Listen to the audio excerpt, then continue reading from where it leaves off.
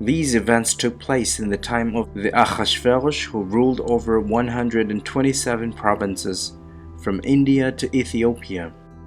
It was in those days when King Achashverosh sat on his royal throne in Shushan the capital, in the 3rd year of his reign, that he gave a banquet for all his officials and courtiers, the army of Persia and Media.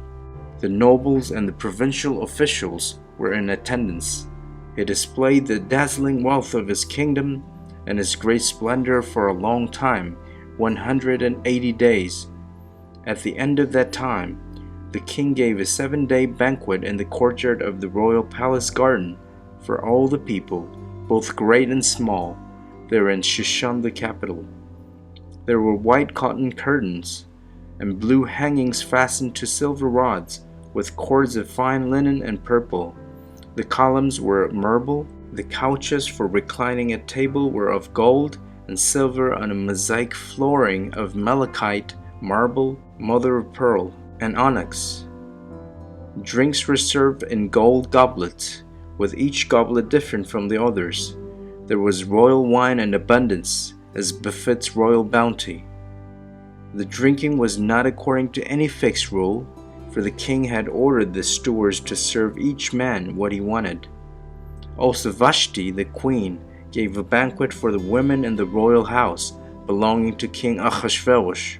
On the 17th day, when the king was in high spirits from the wine, he ordered Mehuman, Bista, Harvona, Bigta, Avagta, Zetar, and Karkas, the 7 officers who attended him, to bring Queen Vashti before the king with the royal crown in order to show the people and the officials her beauty, for she was indeed a good-looking woman. But Queen Vashti refused to come at the door of the king, which he had sent through his officers. This enraged the king. His anger blazed inside him. As was the king's custom, he consulted sages well versed in matters of law and justice.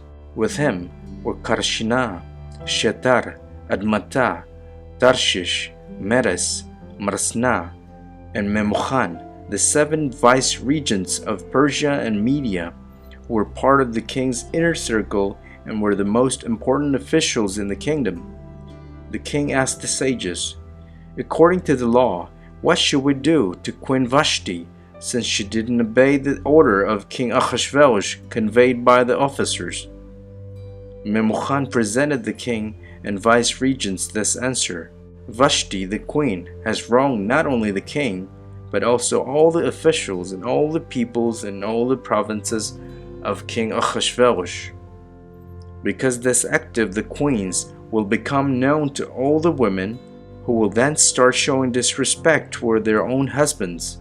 They will say, 'King Achashverosh ordered Vashti the queen to be brought before him, but she wouldn't come.' Moreover, noble ladies of Persia and Media who hear of the queen's conduct will mention it to all the king's officials, which will bring about no end of disrespect and discord. If it pleases His Majesty, let him issue a royal decree, and let it be written as one of the laws of the Persians and Medes, which are irrevocable, that Vashti is never again to be admitted into the presence of King Achashverosh, and that the king give her royal position to someone better than she. When the edict made by the king is proclaimed throughout the length and breadth of the kingdom, then all wives will honor their husbands, whether great or small."